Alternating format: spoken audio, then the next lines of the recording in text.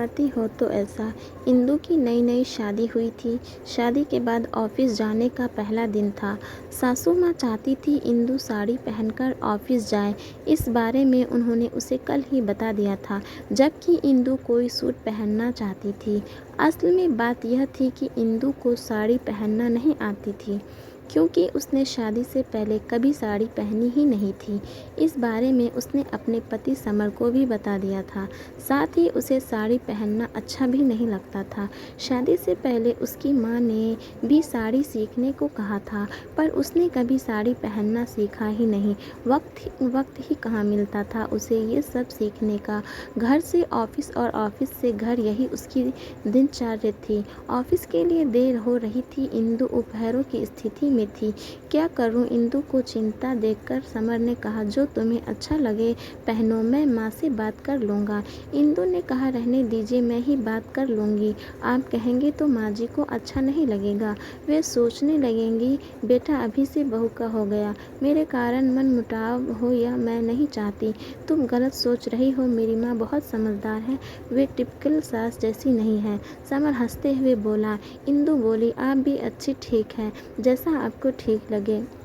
बात को ख़त्म करने के गरज से इंदु ने कहा और तैयार होने चली गई। समर भी तैयार होने लगा। सोचा घर से निकलते समय कह देंगे, उस समय तो सासू माँ ने कुछ नहीं कहा। सोचा शाम को जब सब एक साथ बैठेंगे तब बहू को कहेंगे, आखिर हमारा भी कुछ अरमान है। रात को खाना खाने के बाद सासू माँ इंदु से बोली, बहू अभी अभी शादी हुई है, आज तो साड़ी पहन लेती। इंदु कुछ कहने ही वाली थी कि समर ने हाथ को इशारे से रोक दिया और बोला, माँ इंदु को साड़ी पहननी नहीं आती, इसी कारण इसने नहीं पहनी।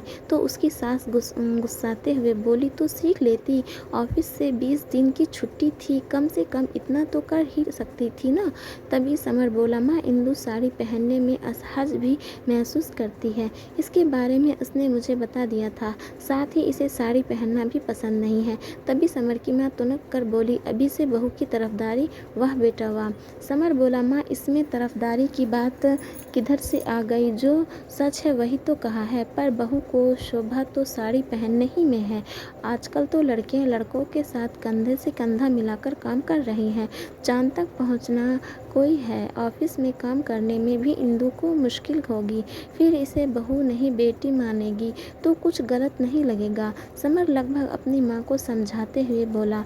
समर ठीक है तो कह रहा है, संस्कार मायने रखते हैं, कपड़े कुछ भी पहन लो। ससुर जी बोले। इस बात पर घर के बाकी सदस्य ने भी हामी भर दी। इंदु मन ही मन इतना समझदार पति पाकर खुश हो रही थी और भगवान को धन्यवाद भी कह रही थी, इतना अच्छा पति देने के लिए। नहीं तो अधिकतर पति पूरी जिंदगी माँ के ही लाडले बने रहते हैं, वे पत्नी से माँ की इच्छानुसार ही काम करने को कहते हैं।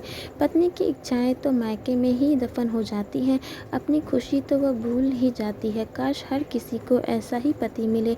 आशा करती हूँ आप सबको ये कहानी पसंद आई होगी।